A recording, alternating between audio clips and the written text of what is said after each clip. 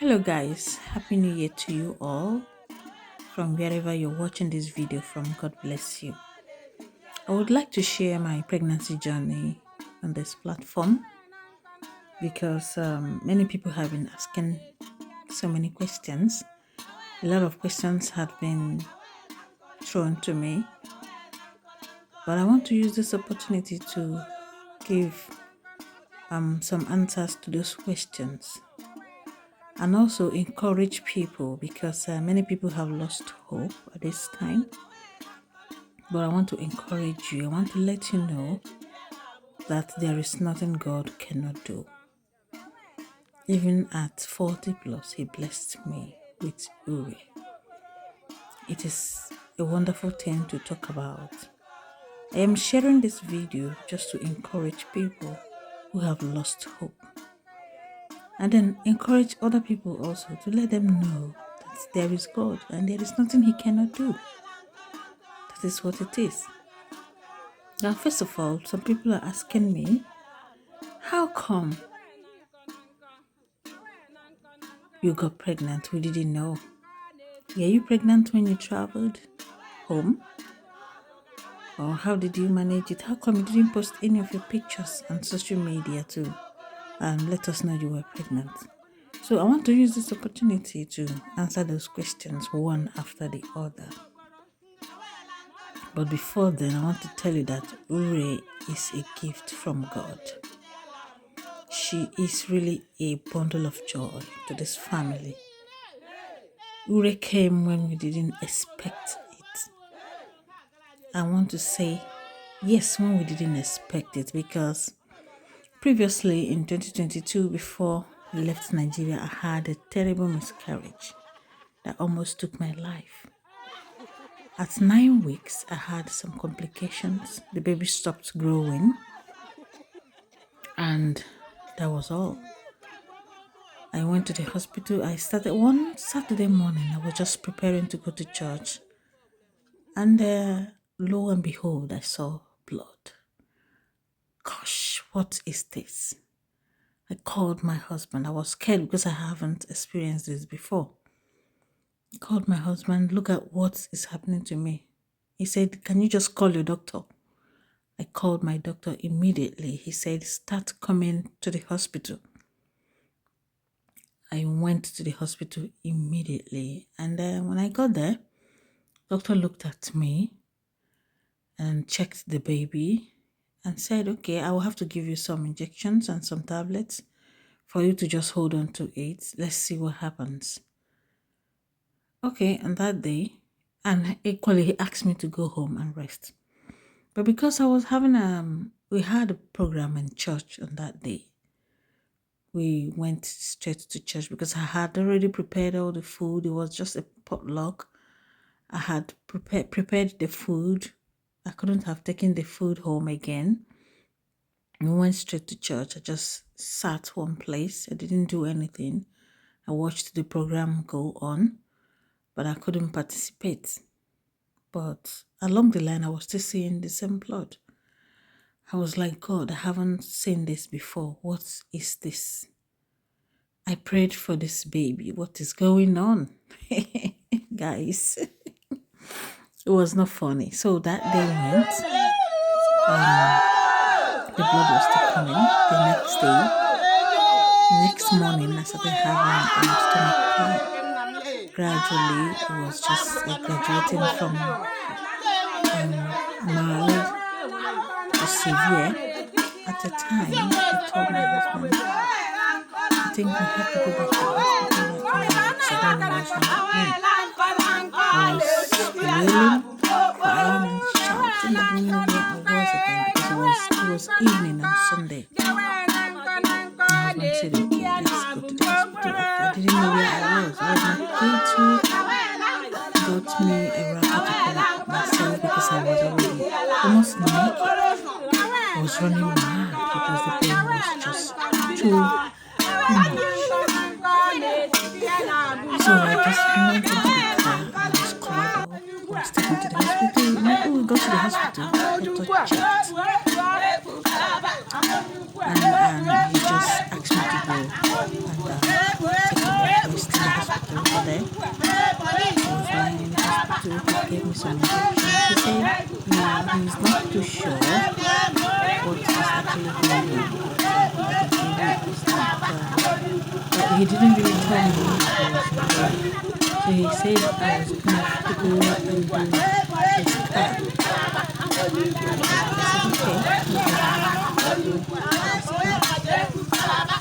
no problem. Immediately me and my husband went for the scan, and the lady who was doing the scan just asked me, "Are you an Igbo person?" I said, "Yes, I am." She said, "Kambogezoku, nwa kwụsịrị ike by 9 weeks." Kambogezoku, we na hide. The baby akwụsịgo ito, the baby ahụ.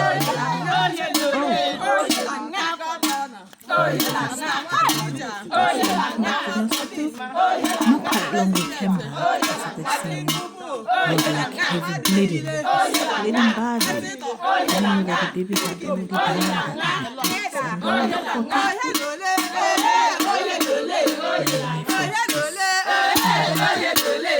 so the blood that was coming out just like is it bleed? Is it well, I consoled myself. I was like,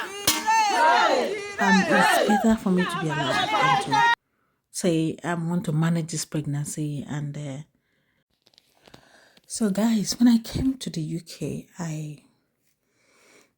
I wasn't that keen about having another baby because I looked at the child care here, how serious and important it is. I told myself, am I gonna do this at this age? I am over 40. How can I start again? Am I starting again all over to buy baby things, So I was like giving up.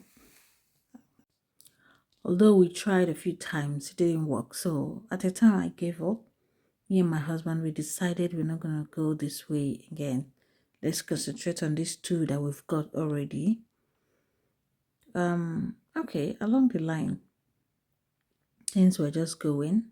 I was working. My husband was working. Seriously, picking our shifts, taking everything, gradually.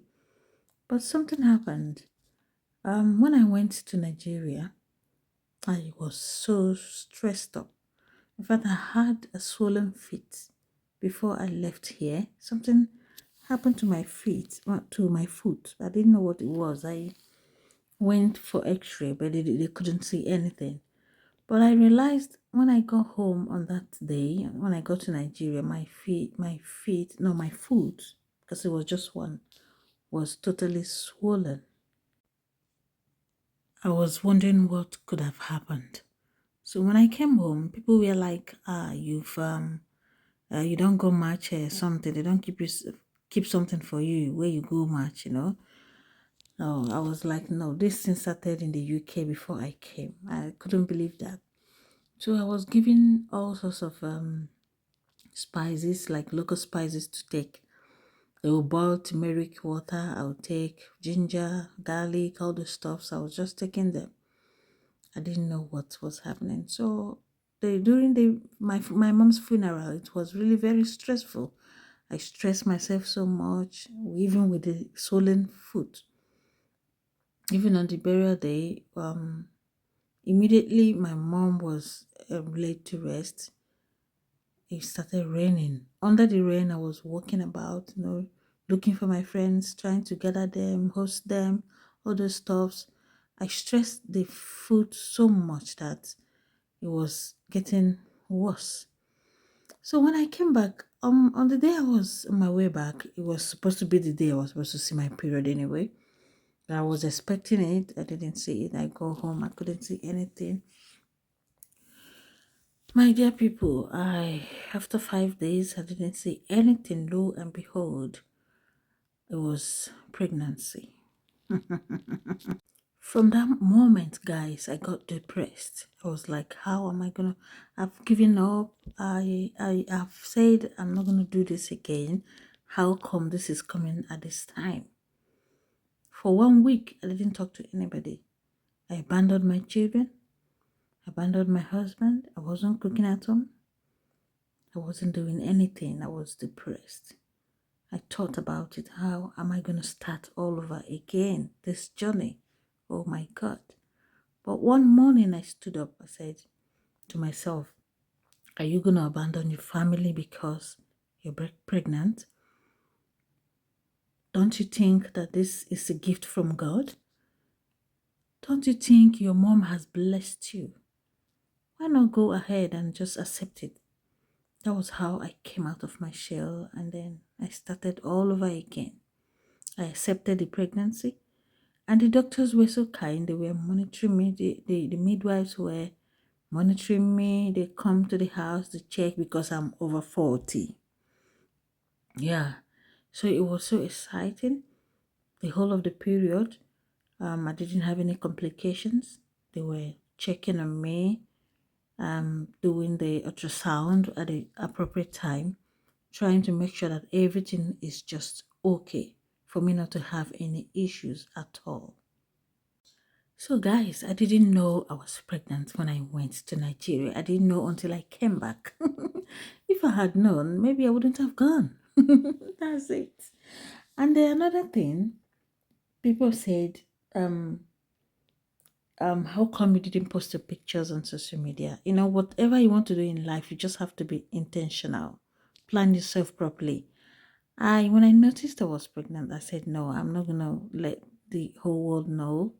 It's gonna be a surprise. I will make it a surprise to the whole world since it's a late pregnancy. And funny enough, this is exactly how my mom gave birth to me. Though my mom was even older than me right now when she gave birth to me. So I was like, I will accept this. And I'm not going to let anybody know until the day the baby will come.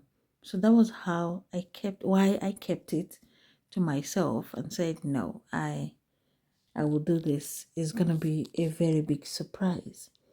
And I decided I would not post any of my pictures because if I do, people will know. So I was if you are observant, you will notice I was posting half of my pictures. I didn't post any full pictures during that period, except when I gave birth, I started posting my pregnancy pictures. So I want to let you know today: are you a woman? You're looking for the fruit of the womb, and you're over 40. I want to encourage you today. There is time for you. There is time for you. God can do everything at its time. So I want to let you know that you shouldn't lose hope. Do not give up. Don't give up. Giving up is the last option. You have hope. Keep your hope alive. Keep pushing. At the appointed time, God will do it for you the way He did it for me. Urema is a bundle of joy. She is a blessing to the family. She is, I don't know how to describe her. Seriously. She is that gift that God has given to us at last, even when we didn't expect it. So keep your hope alive today. He will do it for you. Thank you very much, guys.